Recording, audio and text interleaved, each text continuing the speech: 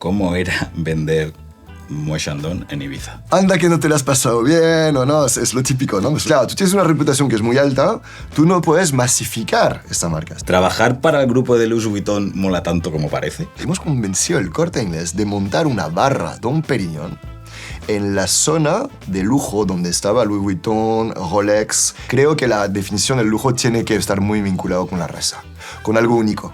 Hay algo muy especial. ¿Cómo se le pone el precio a un vino? ¡Ja! Buena pregunta. Porque un Bordeaux puede llegar a valer 1.500 euros. Yo me acuerdo de llegar a España y pedías un vino en cualquier bar, taberna, y te decía Ribera o Rioja. Ribera o Rioja. Y era como, esto parece que aquí solo se hacen vino en Ribera o Rioja. Pero esto ha cambiado. Y para bien. Creo que se vienen años buenos para el vino español en el extranjero.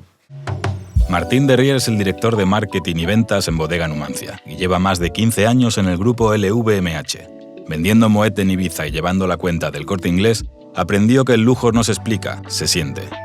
Hoy se une a The Big Brand Club para contarnos cómo la narrativa convierte el precio en deseo y por qué la rareza no se inventa, se descubre y se cuida. Oye, me hace mucha ilusión que estés aquí, que te hayas unido al club Y a mí por también muchas estar cosas. Pero hay dos temas que son nuevos, ¿no? Que todavía no había llegado nadie con tu perfil. Por un lado, el que trabajes dentro del sector del vino, y concretamente del sector del lujo también. Ajá. Y por otro, tu perfil, ¿no? Entonces, Okay. por dar un poco de contexto... Nunca habías tenido un francés... no tanto por francés, tendría que repasar. Italiano sí. Ok, bueno, bien. Pero no tanto por eso, sino por un perfil que viene de las ventas, ¿no? Que fue algo que sí. me pusiste desde sobre la mesa nada más a hablar, en plan, Sí. oye, cuidado que yo vengo de ventas, ¿eh? Sí. Muy rápidamente, tu trayectoria. O sea, llevas 15 años en el grupo LVMH, que El VMH, correcto, ese sí. en francés El suena Delage. mejor, que es el grupo de Louis Vuitton y Moet Hennessy. Correcto. ¿Verdad? Tú llevas ahí 15 años. Cuéntame 15 un poco años. tu trayectoria para contextualizar toda la charla. Bueno, si volvemos un poquito atrás, yo termino los estudios, llego a España por trabajo, hago un pequeño contrato de expat de estudiantes, es un contrato para jóvenes estudiantes que terminan la escuela, terminaba mi escuela de negocio. Y tengo mi primera experiencia en España, una experiencia en el ámbito comercial, lo cual pues disfruto mucho de este trabajo, de mi trabajo del día a día, de visitar clientes, de gestionar una cartera de clientes, etc. Y entonces, pues bueno, decido unir lo que es una pasión por el vino. Yo siempre pues he catado muchos vinos, en casa se abrían muchos vinos, mi hermano trabaja en vino, mi hermano elabora vino en Mallorca.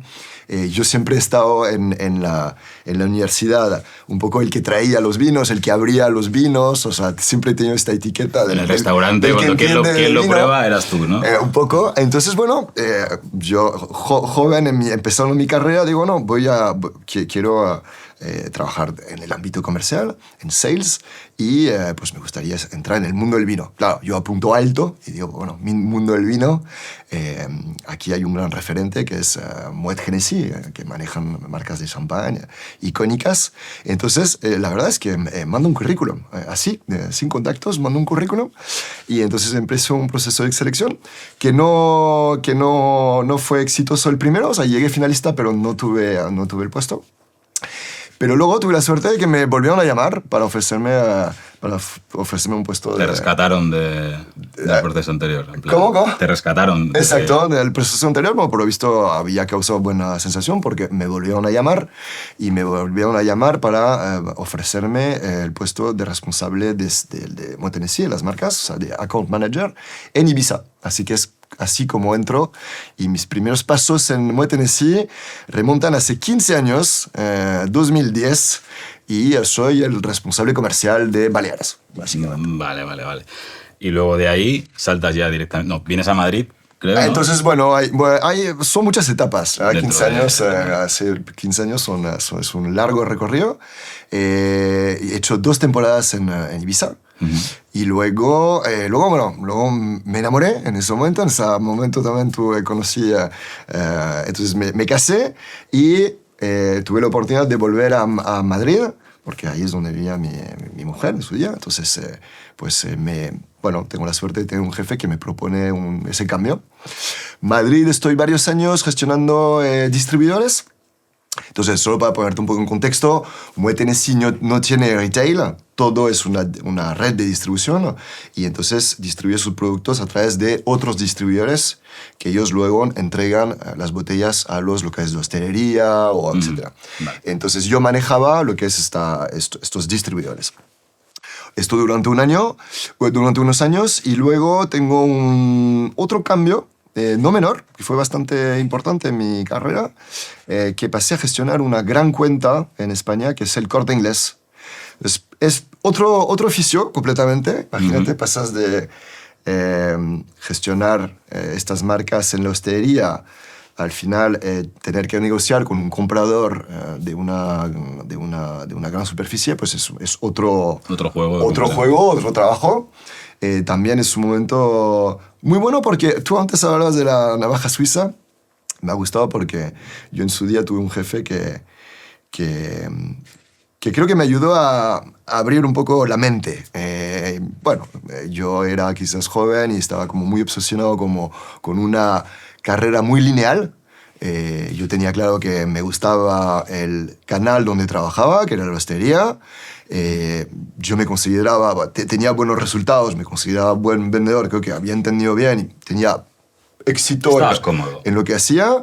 Y para mí el camino era, pues bueno, después de esto es dirección comercial de este canal on-trade, y todo lo que giraba alrededor, de alguna manera no estaba en mi radar. Y recuerdo que yo postulaba un puesto de no de director comercial, pero era como de director regional, que para mí era como el camino natural. O sea, el paso lógico. Sí, paso lógico. Y no me cabía la menor duda que este puesto era mío. O sea, convencido, muy seguro de mí mismo. Aparte, alrededor de unos compañeros que decían, no, este puesto este puesto es para ti. Yo iba como, muy seguro. Y tengo una entrevista con el director general de la época, Manuel, que sigue siendo para mí un mentor y alguien que me ha ayudado mucho justamente a abrir la mente, y me hizo la pregunta, pero ¿qué quieres demostrar ahora, Martín? Ya sabemos que vendes muy bien, etc. Y me dice, tienes que empezar justamente a ir a desarrollar, atreverte al cambio, para ir a desarrollar, se suele cosas decir, que todavía no cosas que todavía no. Entonces, en ese momento, me planteó pasarme de on-trade a off-trade. Para mí es algo, es decir, de pasar de hostelería a alimentación. Y para mí era algo que no se me había pasado por la cabeza. Es más, me siento un poco mal, te tengo que reconocer. Ese momento me sentí como... Exacto, un poco como traicionado. ¿Cómo me puede hacer esto? Yo que lo tenía tan bien preparado, etc. Son etapas de tu carrera en la que al final aprendes, ¿no? Y poco tiempo después, al final le hice caso. Me fié de lo que me ofrecía. Cogí este puesto. Me ilusionaba mucho tener el jefe que he tenido durante ese momento, que es un señor que tenía mucho recorrido en la compañía. Me acogió muy bien, de una forma casi paternalista, te diría. O sea, me sentí como muy arropado.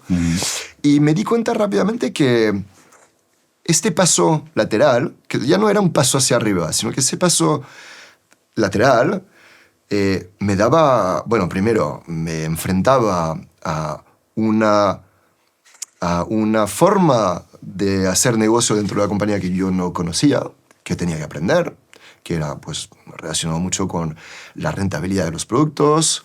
Y luego había que orquestar muchos departamentos, porque envías pedidos muy grandes, hay muchas...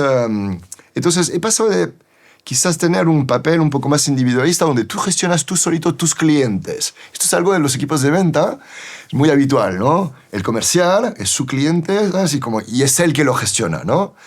Aquí, cuando empiezas a gestionar esta dimensión de clientes, que son clientes muy grandes, como es el Corte Inglés, claro, ya no estás solo. O sea, tú tienes que apoyarte en muchos departamentos y orquestar para que esto funcione, ¿no? Imagino que no estás solo ni de un lado ni del otro. No, estás muy apoyado.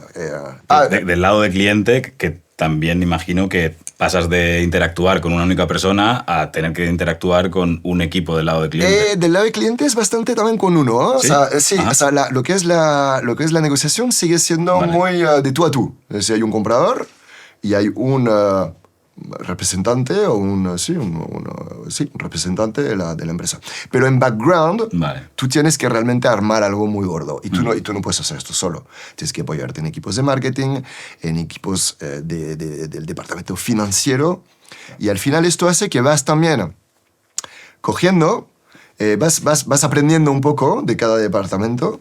Y hay otra cosa que fue muy positivo a nivel personal, y aquí hablo en título personal como Martín, y es que me dio visibilidad en la empresa, y quizás ha cambiado un poquito la percepción de quién era Martín, cómo trabajaba. Martín que quizás trabajaba, te lo estoy exagerando un poco para que se entienda, el Martín que trabajaba un poco en solitario, el que había vendido mucho en Ibiza, pero que, imagínate, 15 años atrás, ¿no? Un poquito que se ponía ¿cómo decirte? Los éxitos, eran un poco los éxitos personales, ¿no? Los regalones, ¿no? Exacto. Pues he pasado al final a entender el teamwork, ¿no? Teamwork y cómo al final es mucho más bonito compartir los éxitos, ¿no? Y hacer que todo esto sea una historia de éxito de empresa. Entonces creo que esto también no solo yo empecé a cambiar bastante mi forma de trabajar, sino que también creo que mi percepción dentro de la compañía ha cambiado mucho. Así que este cambio ha sido muy importante para mí. Muy bonito esto, ¿no? Que esos hallazgos inesperados cuando hay un contratiempo, porque seguro que para ti en ese momento fue un contratiempo el que no te salieran los planes, y todos los aprendizajes que hay cuando aceptas lo que viene y lo transitas, ¿no? con calma. ¿Trabajar para el grupo de Louis Vuitton mola tanto como parece? Porque desde fuera es como... A ver, ¿cómo es desde fuera? A ver, cuéntame. Bueno, jolín, son marcas que todos tenemos muy presentes, ¿no? Al final es un grupo, ahora me contarás un poco cómo se estructura y cuántas marcas engloba, pero son todas marcas que no solo conocemos, sino que a las que mucha parte de la sociedad aspira, ¿no? Son marcas de lujo, a fin de cuentas. Entonces, ¿cómo es trabajar en el grupo LVMH? Pues cómo es que trabajar, de nuevo te voy a dar una respuesta que es muy personal, porque seguramente hay otras muchas percepciones, muchas experiencias de otros compañeros, otros colegas de otras divisiones. Yo me siento muy afortunado, la verdad. Primero, hay algo muy aspiracional de trabajar por marcas tan icónicas. Creo que es algo que en mi opinión, me ha dado mucha pasión por lo que hacía. Es decir, que trabajar para marcas así es una gran responsabilidad, pero es verdad que sí, de alguna manera te sientes como muy afortunado, ¿no? Es decir, bueno, trabajas con marcas como Moët & Chandon, como Dom Pérignon, son legados, ¿no? de un patrimonio realmente, o sea, es parte casi de la historia, ¿no? Marcas que han llegado claramente podríamos decir, al estado de culto, ¿no? Entonces, esto lo que a mí, inicialmente, entrar al grupo, pues me ilusionaba mucho al final, por la aspiracionalidad de estas marcas. Bien. Y luego, ¿cómo es desde dentro? Pues, curiosamente, la gente muchas veces piensa que es una gran corporación, con oficinas muy grandes, donde hay miles y miles de empleados. No es así. A ver, hay oficinas centrales que efectivamente son grandes. Cuando tú vas a París, por ejemplo, es una gran oficina. Pero lo que tengo que transmitir es que al final mi sensación es que son muchas pequeñas empresas. Muchas pequeñas y con un espíritu bastante familiar. Mi paso por Moët Hennessy España, pues llegamos a ser unos 80 empleados, lo cual pues al final conoces a todo el mundo, conectas con todo el mundo. Y yo ahora donde estoy en una bodega que pertenece al grupo LVMH, que es Bodega Numancia, somos 25.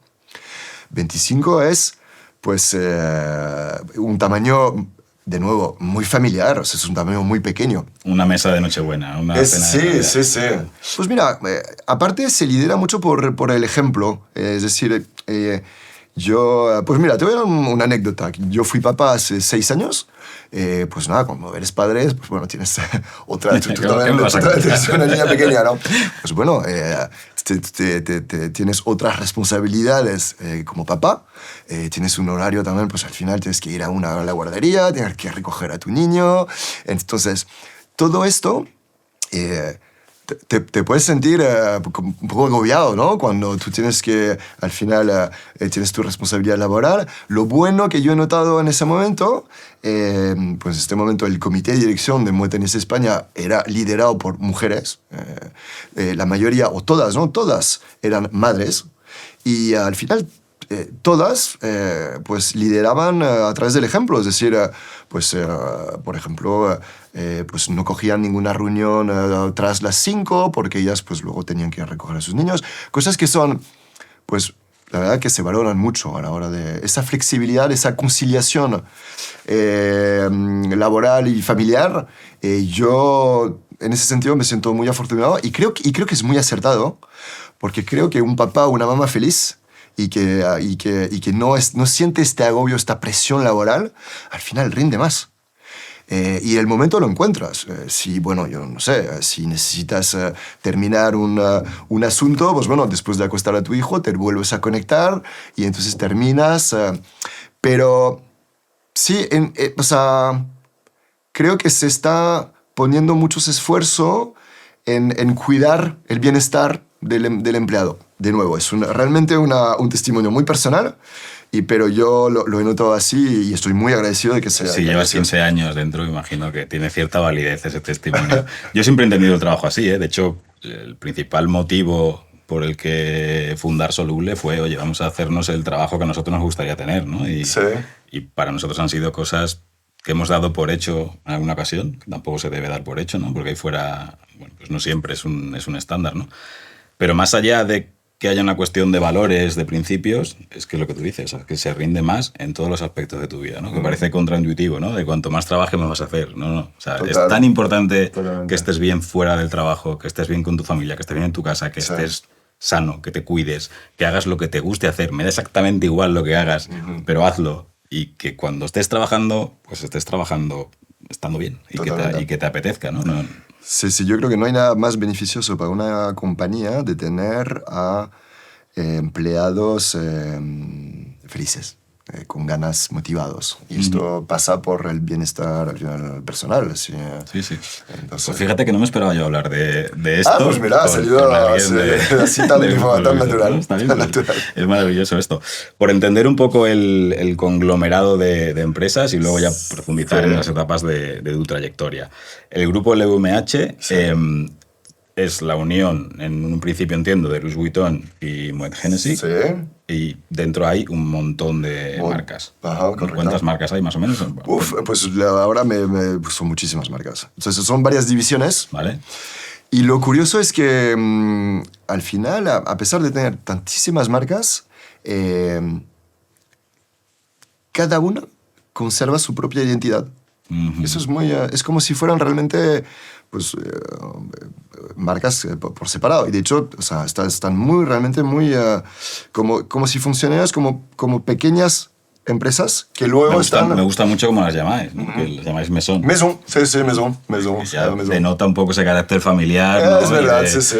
En cada casa hay unas reglas y hay una manera de... ¿Cuál dirías que es el denominador común entre todas las Maison? Yo te diría quizás la excelencia. Sí, buscar la excelencia. Siempre hay algo relacionado también con la parte quizás de herencia. Siempre son marcas que tienen un patrimonio, una historia especial. Y luego es la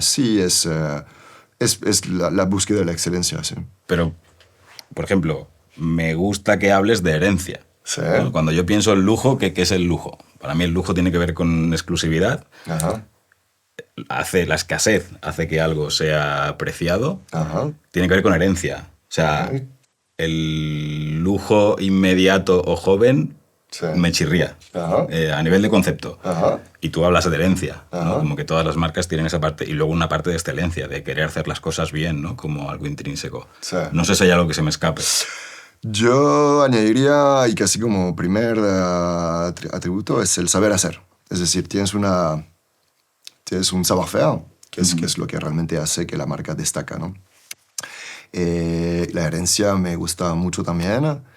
Y de deseabilidad. Es decir, al final lujo creo que es una marca, no podemos... El denominador... ¿Se dice así? No, el Denominador. Lujo sería, claro, sí, el nivel de calidad, excelencia y exclusividad. Que yo repito mucho, que es el construir marca Ajá. sobre una realidad de producto o de compañía, ¿no? Para mí el producto es condición necesaria, pero no suficiente. Ahora bien, si no hay un buen producto, Sí, no puedes construir una buena marca encima. total. Al menos duradera. Desde luego no una que dure 200 años. No, me preguntan mucho, ¿no? Oye, ¿cómo hago con que mi marca, incluso en entrevistas, en podcast, que mi marca dure 100 años? Bueno, lo primero asegúrate de tener, primero, un buen producto y segundo, un buen negocio.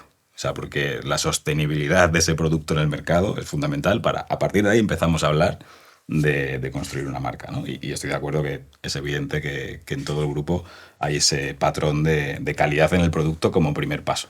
Totalmente. Vamos a hablar de tu paso por Moet Hennessy. Ok. Vale. Al final, como decía, ¿no? Esta parte de que vengas de ventas me llama mucho la atención. Lo primero, por curiosidad ya personal, ¿cómo era vender Moet Chandon en Ibiza? ¿Cómo era Moet? Sí, Moet Chandon en Ibiza es algo que cuando cuento mis primeros pasos todo el mundo dice, vaya, ¿no? O sea, es tan fácil como parece. El trabajo soñado, anda que no te lo has pasado bien, o no, es lo típico, ¿no? Me suelen decir, bueno, con 25 años. Entonces, bueno, yo creo que primero es una gran responsabilidad, porque representar una marca así... Yo siempre he tenido mucho cuidado en... por ejemplo, en mi apariencia, ¿se dice así? Apariencia, gracias.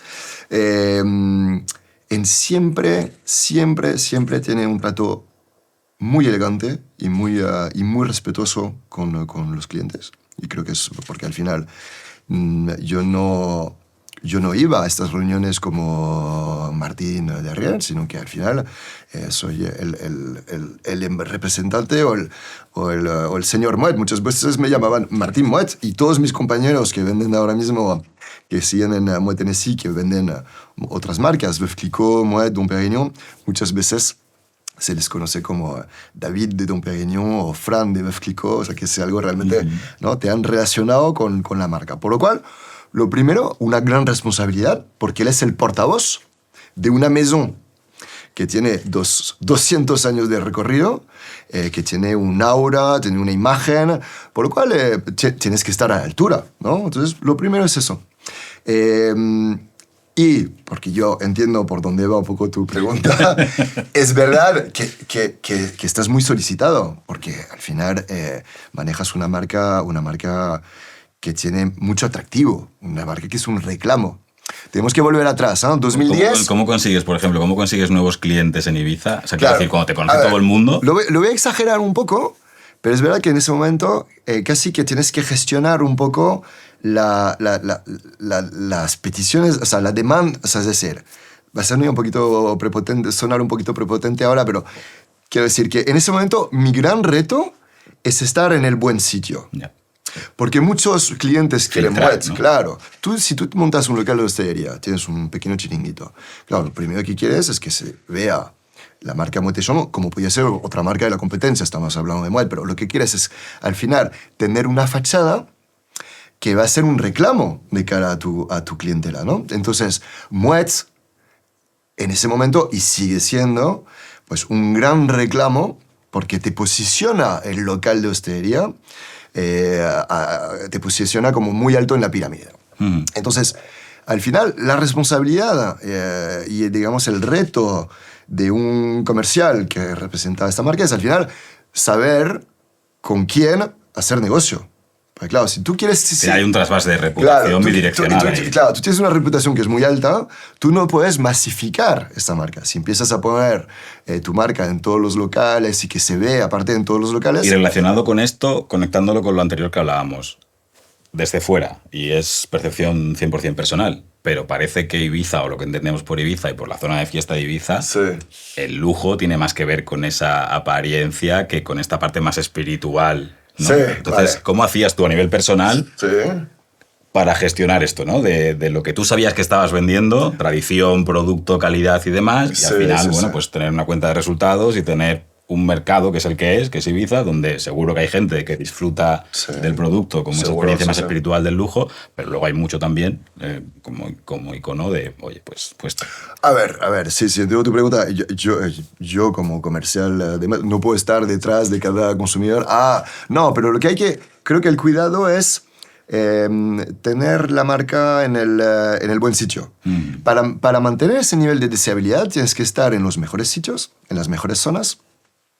Y al final, esta puesta en escena que estás construyendo en un local icónico, como puede ser, hablábamos de Ibiza, bueno, estos locales icónicos como en mi época era la apertura de Ushuaia, abría el Lío, también en la época Blue Marlin era otro beach club que funcionaba mucho. Claro, todo esto genera mucha deseabilidad para el resto de la hostelería. Entonces, claro, era apostar por estas cuentas, crear esta aspiracionalidad, por lo cual, pues bueno, apuntábamos a estos grandes locales. qué interesante, ¿no? Construir esa deshabilidad mediante la asociación con otras marcas al final, porque Efectivamente. estos beach clubs al final son marcas en sí mismas. Totalmente. De vender, hemos andado un montón de marcas en Ibiza, pasas a Madrid a gestionar una gran cuenta, principalmente la del Corte Inglés. Sí. Y de ahí empiezas a vender vino, entiendo. ¿Cómo fue esa transición de estar en Ibiza vendiendo con relaciones one-to-one Sí, a gestionar sí, una sí. cuenta en Madrid y de repente entiendo que el grupo incorpora vino y empiezas a vender vino, ¿no? Correcto. ¿Cómo fue esa transición y cómo pasas de ventas Bueno, a marketing? entonces, que es como... primero me siento muy afortunado por empezar en una zona tan estratégica como Ibiza, donde es un puesto donde estás muy expuesto, porque hay muchas inversiones de marca, etc. Por lo cual fue un aprendizaje muy bueno para mí. Luego mencionas mi paso por el off-trade, que también fue algo que, si bien yo no lo veía, porque te decía, yo en esa época soy quizás un poco junior en mi forma de ver la vida en general, pero una carrera, entonces por lo cual me limito mucho a ver un solo recorrido, ¿no? ¿Sabes? Cuando solo hay una línea recta y no te puedes ir para allá. Pero he tenido un jefe que tenía otro proyecto para mí y que me ayudó a salir de este ámbito y salir de la zona de confort, nunca mejor dicho, por lo cual pues estoy gestionando esta gran cuenta que es el Corte Inglés, donde aprendo muchísimo también, hay mucha complejidad, es otro negocio para empezar. Si bien yo he intentado replicar algunas cosas, me tenías que haber visto. Algunas veces yo iba a las reuniones en Hermosilla. Hermosilla es donde los compradores, donde te juntas con los compradores, ¿no? Y parece un sótano, ¿no? Es algo, pues bueno, son salas de reuniones.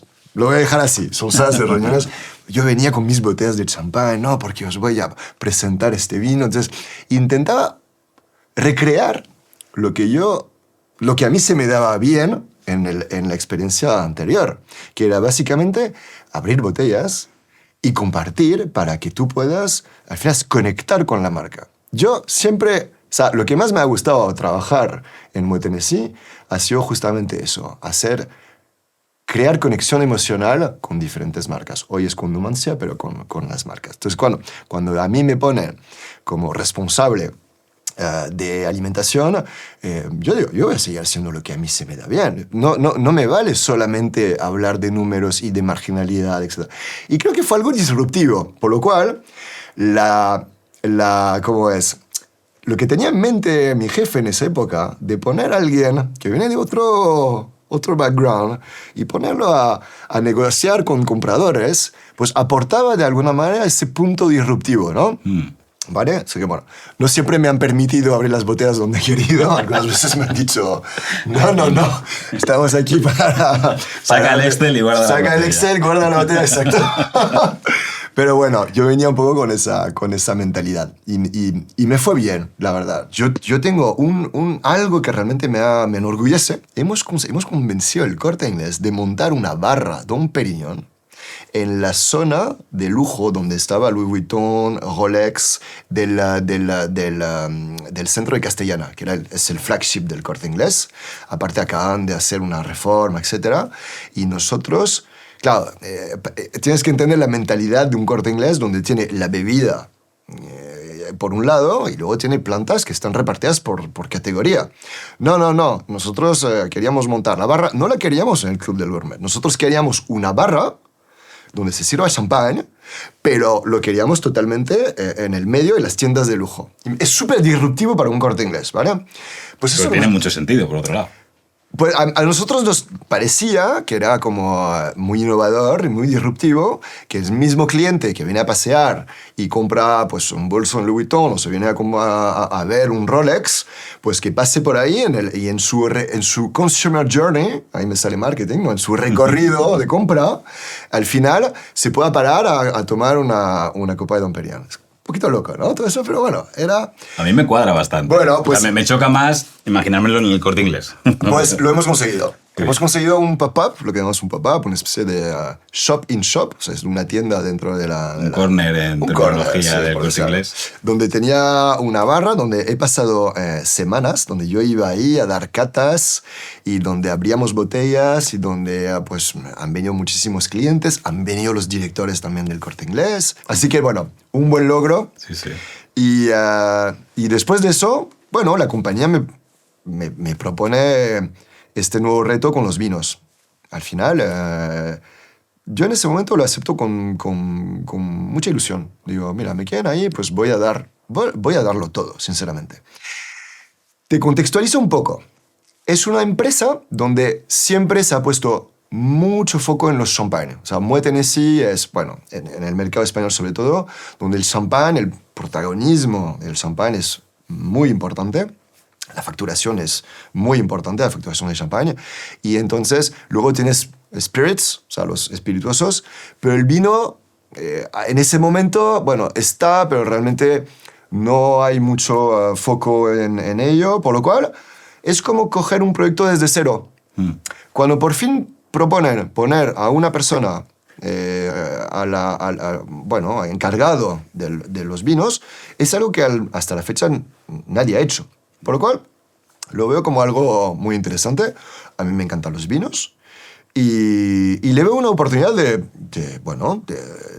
iba a decir, de lucirme. Bueno, de hacer un buen trabajo. Digo yo, aquí puedo tener éxito. Creo que los vinos están buenos, hay mercado, nunca se ha puesto mucho foco. Ahora yo voy a meter mucha caña con eso. Y es lo que he hecho. Lo cojo con muchísimas ganas, y más allá de la venta... ¿Pero vuelves a vender directamente a hostelería? Sí, vuelvo a vender directamente a hostelería, pero a través de mis compañeros. Vale. Es decir, no cojo cuentas en directo. Y más que venta, evidentemente mi foco es conseguir venta, pero más que venta lo que poco a poco pongo en marcha es una cultura de vino dentro de la compañía, que es lo que echamos en falta. Y cuando digo cultura de vino, es decir, empiezo a intentar generar interés, a despertar interés alrededor de estas bodegas que, si bien sabemos que están en el portfolio, Bodega Numancia, bueno, estaba aquí, pero bueno, dudo que mis compañeros lo tenían muy presente o abrían muchas botellas con sus clientes, dedicaban mucho más tiempo a las core brands, es decir, las marcas más importantes, y los vinos, bueno, los tenían un poco apartados. Entonces, más allá de o sea, lo voy a decir de otra manera.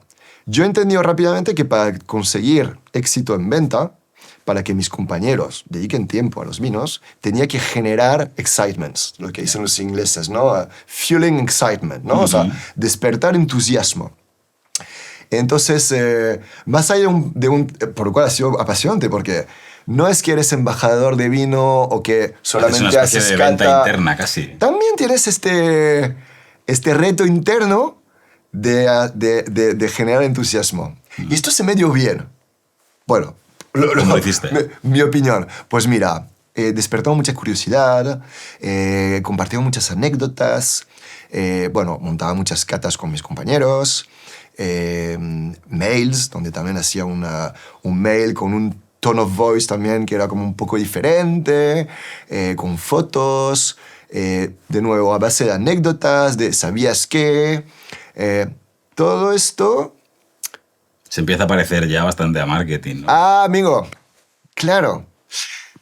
Al final, yo me doy cuenta que, mira, mi recorrido por el departamento comercial, he ido adquiriendo mucha habilidad de marketing. O sea, te voy a decir de otra manera, un buen vendedor en Moët Hennessy es porque tiene mucha afinidad con el marketing, con el lujo. Un vendedor que, si le va bien, que tiene éxito en venta en Moët Hennessy en general, es porque entiende la marca, entiende el posicionamiento de la marca, entiende el storytelling de la marca. No solo vende un producto a un precio, va mucho más allá. Entonces, los 10, 12 años de venta, de alguna manera están también muy vinculados al marketing. Y oye, cuando el grupo se propone diversificar y ampliar el portfolio con vinos, Sí. entiendo ese movimiento, entiendo que la manera de hacerlo, por lo que hablábamos de la herencia, pues sea comprar bodegas que ya están en funcionamiento y que tienen ese legado, ¿no? Además, en el vino es realmente importante la antigüedad del viñedo y demás. ¿Por qué Numancia? O sea, ¿por qué se fijan en Numancia y dicen, oye, de todas las bodegas que podemos comprar en todo el mundo, vamos a comprar esta bodega pequeñita con 10 años de historia en la denominación de origen de Toro en España? ¿Por qué esa bodega? Pues es una buena pregunta, porque, de nuevo, y es una pregunta a la que suelo normalmente contestar cuando empiezo a hablar del vino, porque llama mucho la atención que un grupo... Bueno, primero, te llama mucho la atención que un francés venga a hablarte de un vino que se elabora en Castilla y León. Esto para empezar. Yo cuando voy a donde sea y que me cruzo con, yo que sé, hace poco estuve en Barcelona y estoy con consumidores amantes del vino, yo estoy empezando la cata, me presento Martín Derrier, he nacido en Francia y vengo a hablaros de Bodega Numancia. Claro, la primera sorpresa es, ¿y este que hace un francés que nos va a hablar de un vino? ¿Te dejan volver a Francia? De la Castilla y León profunda. Entonces, bueno, es porque pertenece a LVMH. Y la segunda pregunta es, claro, ¿y por qué LVMH compra una bodega en una denominación de origen poco conocida en ese momento? La verdad, poco conocida, Toro, y sobre todo mucho menos prestigiosa que, comparando con las otras denominaciones de origen en España, pues muy por debajo a nivel de prestigio de Rioja. Rioja es, bueno, la grandeo a nivel internacional, con bodegas centenarias, proyectos familiares, grandes nombres. Y la respuesta es muy sencilla. ¿Por qué? Por el terruño. O sea, claramente, lo que ha visto Moët Hennessy en Bodega Numancia es el patrimonio único de viña vieja. O sea, viña sin injertar, viña centenaria.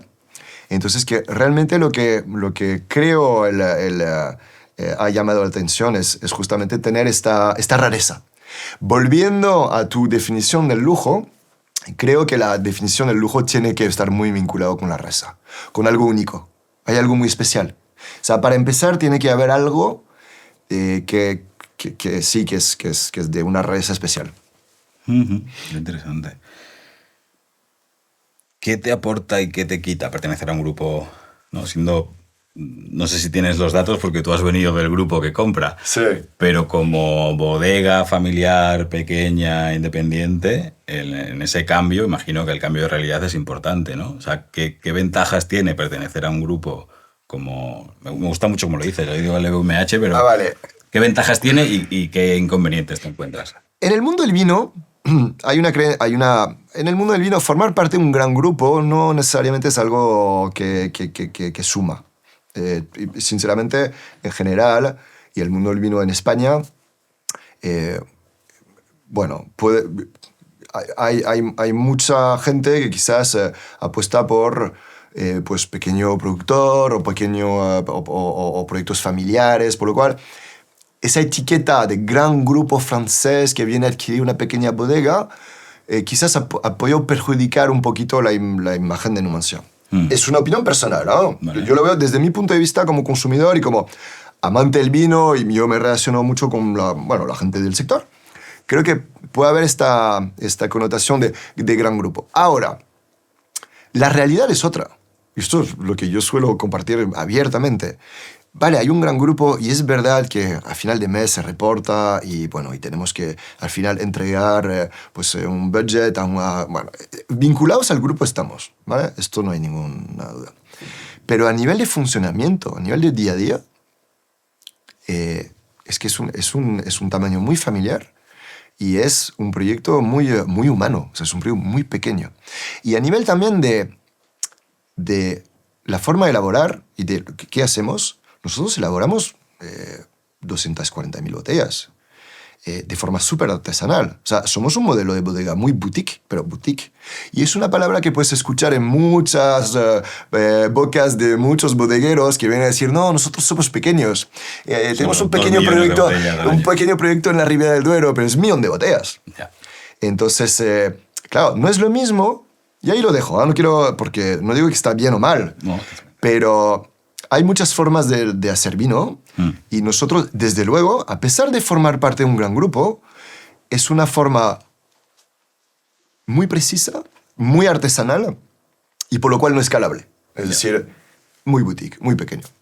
Fíjate que cuando hablamos la primera vez, creo que te hice esta misma reflexión, ¿no? De, ostras, una bodega que pertenece a un grupo, ¿no? Si solo te quedas con una bodega X a un grupo Y, sí que me lleva a pensar esto, ¿no? De industrialización, poco Sí, cuidado. Ahora bien, si avanzamos ahí y le ponemos nombre a la bodega y al grupo, con lo que ya voy conociendo y con cómo se organiza el grupo, cómo se gestiona el grupo, si algún grupo puede hacer esto, creo que es el VMH. O sea, al final, esta parte de independencia, esta parte de llamar a las marcas mesón, que me parece muy significativo, más allá de que sea bonito y poético, creo que tiene unas consecuencias en la gestión, no sé si es así, pero la sensación de esa cierta autonomía y bueno, o sea, creo que habéis conseguido que no perjudique, ¿no? Que la narrativa esté bien armada y que, oye, que es un extra, es casi un sello de calidad, más que una limitación o que esta parte de industrialización, de poco cuidado. Sí, yo siempre he visto, a lo largo, en mi experiencia por el grupo, siempre he visto que hay mucho esfuerzo en intentar mantener la identidad de la marca, su territorio, su identidad, y no, por lo cual no han venido a Toro para industrializar una bodega o para hacer grandes cambios. Es más, durante muchos años se ha seguido a rajatabla lo que se venía haciendo por los antiguos fundadores. Se ha mantenido una línea muy, muy, muy, muy similar a lo que se venía haciendo, y luego poco a poco se ha ido modernizando un poquito el estilo de vino. Cuando digo modernizar todo esto es pura artesanía lo que hacemos, ¿vale? Pero se ha ido un poquito evolucionando el estilo del vino para hoy en día hacer un vino que es espectacular, que es el que tenemos ahora. Hablemos de marcas y de vinos, ¿vale? Tengo muchas ganas de hablar de vinos y de las marcas que tienen los vinos, porque históricamente no es un sector que se haya caracterizado por prestar mucha atención a sus marcas, al menos en España. ¿Crees que está cambiando esta realidad? ¿Se está dando más importancia a la marca en el sector del vino?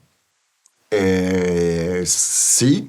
Primero, creo que, o sea, primero, creo que es un mercado español, si estamos hablando del mercado español, ¿no?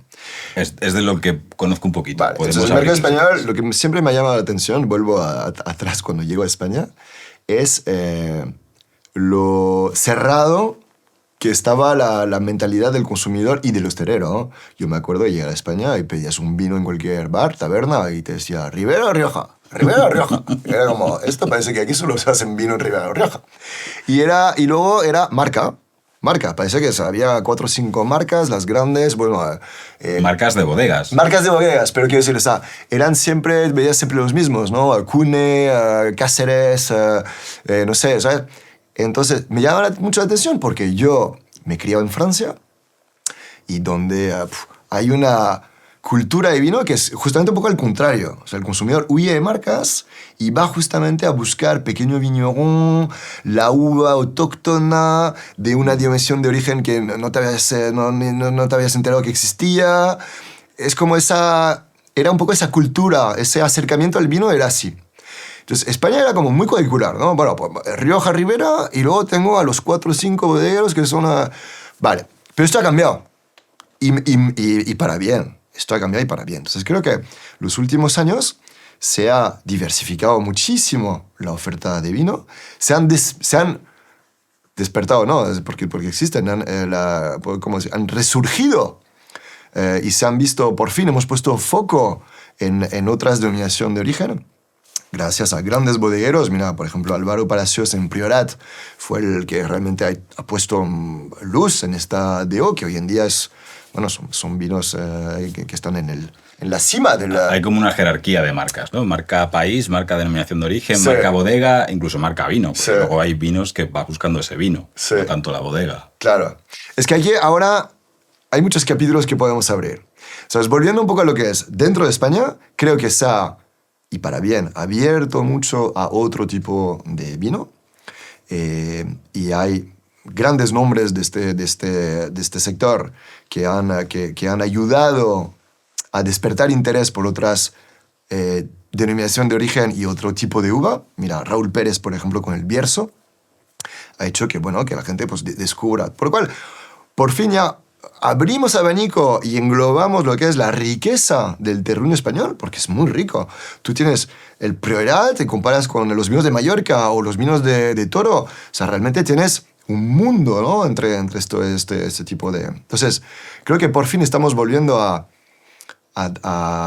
generar interés en otras DO, ¿vale? Y luego, creo que el consumidor español es un poco menos marquista ahora, o sea, que ya por fin se atreve a probar cosas nuevas, etc.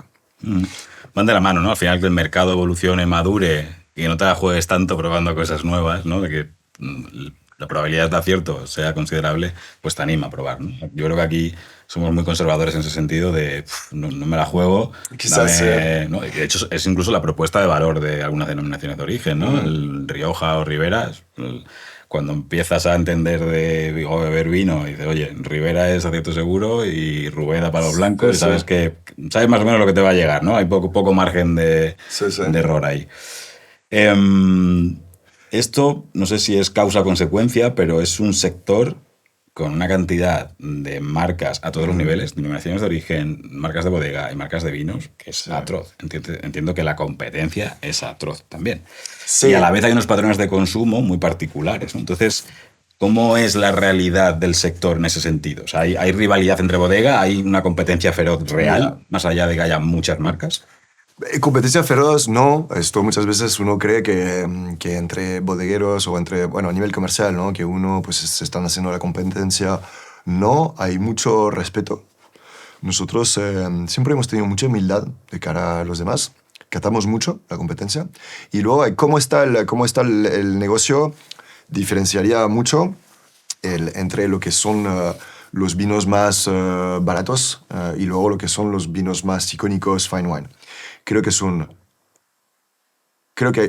la categoría de vino está sufriendo, la categoría de vino está sufriendo y la competencia, decías, no es tanto la competencia interna, creo que la competencia viene de otro tipo de bebidas, otro hábitos de consumo. El spritz ha hecho mucho daño al consumo de vino. Hombre, el spritz, Aperol Spritz, es algo que ha llegado para quedarse, está en todas las cartas de restaurantes y de bares, y hoy en día, un spritz es como algo ya en verano, imagínate, ¿no? Fresquito, etc. Esto ha perjudicado mucho lo que es la categoría de vino. Y volviendo a lo que decías también, quizás el vino en general ha perdido un poquito ese atractivo. O sea, hoy en día quizás está enfrentando a un reto y es intentar rejuvenecer un poquito su imagen.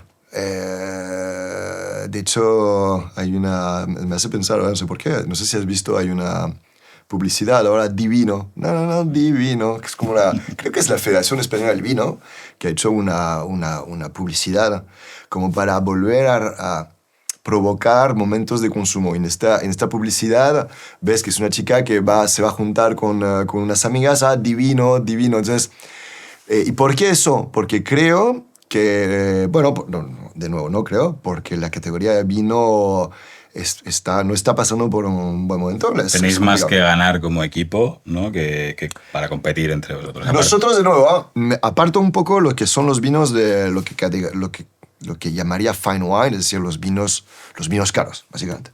Vinos caros porque es otro segmento, es otro momento de consumo y por el momento la cosa no va mal. O sea, creo que no es que la cosa va bien. Y además a nivel de exportación las cosas van bien.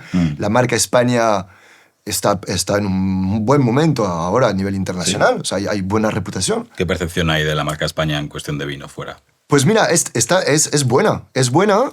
Y a mí es un orgullo representar la marca España, sinceramente, porque creo que viene... Mira, en el mundo del vino... hasta durante muchos años todo giraba alrededor de los vinos franceses, Bordeaux, luego los italianos, los Super Toscan, que está muy bien, ¿no? Y vale, perfecto. Pero España, yo creo que lleva una década haciendo... ¿Cuál es el ranking más o menos? Porque sí que está Francia e Italia a nivel de percepción de vinos buenos. Va a depender mucho del mercado. Pero sí sigue siendo Francia los vinos más vendidos. Depende del mercado, tendríamos que mirar. Si miras US, si miras UK, o Alemania, va a haber un ranking diferente, pero normalmente es el vino francés, el vino italiano. Luego, ojo que hay los nuevos mundos también, lo que es Australia, todo eso que también viene potente. California, o sea, US, pero depende de qué mercado. En Europa llega menos. Y España está... Por contestar a tu pregunta, España está cada vez generando mayor interés por parte de la hostería, los prescriptores de otros mercados. ¿Se dan cuenta? No es que se dan cuenta, es que cuando traes un vino español, en este rango de precio fine wine, traes un muy buen vino a muy buen precio. Y eso creo que es una gran ventaja. Realmente está España, yo creo, a nivel de vino, a nivel internacional, en su mejor momento. Y tiene, creo, buenos años por delante. Si se sigue trabajando tan bien, porque se está elaborando grandes vinos, creo que se vienen años buenos para el vino español en el extranjero. Sería buena noticia. ¿Qué hace que un vino sea considerado fine wine? O sea, ¿qué hace que el vino sea un artículo de lujo? Entonces, Areni, que es ¿cómo sería? Una organización que habla mucho del vino, que hace muchos intentos de definir lo que es fine wine. Y lo que hicieron, y pusieron los 10 atributos. Entonces, no te los quiero nombrar así, pero básicamente tiene que ver con la denominación de origen. Tiene que ver también con que el vino sea un vino que pueda tener un potencial de guardia. Normalmente también tiene un winemaker conocido. Es una serie de puntos que hace que, yo te lo voy a decir de otra manera, es un vino que es un vino referente. ¿Qué es un fine wine? Pues fine wine en España sería Vega Sicilia, sería Igay. A nivel de elaboración, claramente es un producto artesano, el fine wine. Ten en cuenta que en el mundo del vino llega un momento donde para producir más tienes que mecanizar. Entonces, esto ya pierdes. Claro, ya pierdes el nivel de la atención al detalle que requiere hacer un vino de este calibre. Entonces, un fine wine es un vino artesanal, por lo cual, como consecuencia de una elaboración limitada, y también es parte un poco de la definición del fine wine, porque el fine wine es un vino con mucha demanda y una oferta limitada. Fine wine tiene esa percepción de deseabilidad, de escasez, ¿vale? No hay tantas botellas como el mercado lo demanda, por lo cual eso también es muy la definición, es parte también de la definición de fine wine. ¿Cómo se le pone el precio a un vino? Buena pregunta. Pues mira, Ismael, claro, esto, para empezar, evidentemente hay costes. Es decir, tienes costes de inventarios, tienes costes de uva, tienes unos overheads que son tu plantilla, pues hay que pagar los tractores, el cuidado del viñedo, hay una serie de costos, ¿no? Vale, pero luego, me imagino que tu pregunta va más bien, ¿vale? ¿Cómo puede ser que hay botellas que vas en el Club del Gourmet y ves botellas de 1.000 euros y hay Rioja en el supermercado que vale 5? Vale. Esto tiene que ver mucho con cómo se ha elaborado el vino. Como hemos hablado ahora, no es lo mismo una producción de millón de botellas o de varios millones de botellas. Hay botellas que elaboran varios millones de botellas, grandes depósitos, todo muy mecanizado y al final, bueno, ya sea un vino, vale. Con un vino mucho más artesanal, que requiere mucho más atención al detalle, esto va a hacer que sea mucho más costoso. Y luego está, pues, bueno, para poner un precio a un vino, yo te diría que no hay que intentar ver la parte racional. Sinceramente, te voy a hacer como muy espontáneo. Para mí no hay ningún racional en poner un precio a un vino. ¿Por qué un vino, por qué Termancia vale 300 euros y no 1.000? ¿Por qué un Bordeaux puede llegar a valer 1.500 euros? Esto es una buena pregunta, Ismael. Yo también me la hago. Muchas veces digo, ahora es porque... mira, ahora me viene una respuesta. Poner un precio a un vino es poner un precio, es intentar clavar hasta qué punto el consumidor está dispuesto a pagar. Yo estaba pensando todo el rato esto. He tardado en llegar. Es encontrar al final. He tardado en llegar. ¿No? ¿Por qué 300 y no 1.500? Porque no he conseguido venderlo por 1.500. Un poco llegar a la conclusión. La conclusión no es eso. Pero claro, también tienes que posicionarte un poco en relación a tu competencia. Pero bueno, olé por algunos bodegueros que en los últimos años han tenido el valor de poner sus vinos a 1.000 euros, porque vinos de 1.000 euros en España no había, incluso alguno del Bierzo, de poner un vino de Bierzo a 1.000 euros, pues mira, toma. Si se paga, entiendo que y se vale. Paga. Entonces, pero se corresponde a lo que te encuentras luego. Hay una diferencia real entre un vino a esos niveles, entre un vino de 300 euros y un vino de 1.000 euros, lo que es el producto. Imagino que hay un tema de escasez, que hay un tema de añada, de antigüedad, ok, pero a nivel de producto, ¿se nota la diferencia? A ver, no deja de ser un vino, quiero decir. No deja de ser un vino, efectivamente. Si es más caro, sí, hombre, es porque la sensación de placer que va a despertar es mucho mayor. Pero de nuevo, todo esto está relacionado con hasta cuánto está dispuesto a pagar al final el consumidor. Me parece un mundo precioso y súper representativo de lo que hacemos en nuestro trabajo como creadores y gestores de marcas. Al final estamos hablando de intangibles. O sea, una vez que has cubierto los costes, todo lo demás es intangible. Totalmente. O sea, sí. Es desabilidad, es escasez, es momento, es emociones que despierta, es qué significa consumir ese vino. Total. Al final, imagínate, tienes un patrimonio de viña vieja que te permite elaborar. Nosotros Termancia en 17, la última añada que hacemos, es una añada pues, corta, hay pocas botellas. Pues claro, tenemos demanda en Estados Unidos, en UK, en España. Claro, entonces esto es lo que te va a aportar un poco al final el equilibrio y te va a ayudar a posicionarte en precio. Pero volviendo a tu pregunta, y a mí me encanta porque me la haces como un poco fuera del mundo vino. O sea, ¿esto cómo va? ¿Por qué hay un vino que vale 1.000 y hay otro que vale 50? Explícame por qué. Pues yo te lo digo, esto no hay nada racional, porque efectivamente los costos son los que son, más allá de que hay una producción industrial y una producción artesanal, pero luego, luego es claramente la oferta y la demanda y el crear un vino de culto que al final es escaso. Sí. O sea, es que es ¿Ese mismo vino se podría vender 1.500? Oye, pues igual sí. Igual hay que probar. Igual lo podría a 2.000. Seguramente hay gente que lo seguiría comprando. Sí. Por lo cual te digo, o sea, no hay ningún racional detrás de eso. Es muy habitual en nuestro sector, en nuestro día a día, encontrarnos con esta pregunta, ¿no? De esa vinculación entre marca y retorno económico. Y creo que en el caso del vino es el ejemplo más claro. Y volviendo al marketing, por eso, cuando... O sea, por eso, no, o sea, no puedes justificar el precio de un vino, por ejemplo, como Termancia. Nosotros, nuestro vino icónico, Termancia, está en los líneas de las tiendas, de los cavistas, en torno a 250 euros. Si lo piensas, es mucho dinero. Un vino, 250 euros. Vale. Entonces, si te limitas simplemente a decir que este vino es un tempranillo que hemos cosechado en el mes de septiembre, a mano, ha pasado por barrica. Ah, vale, muy bien, barrica. No, barrica de roble.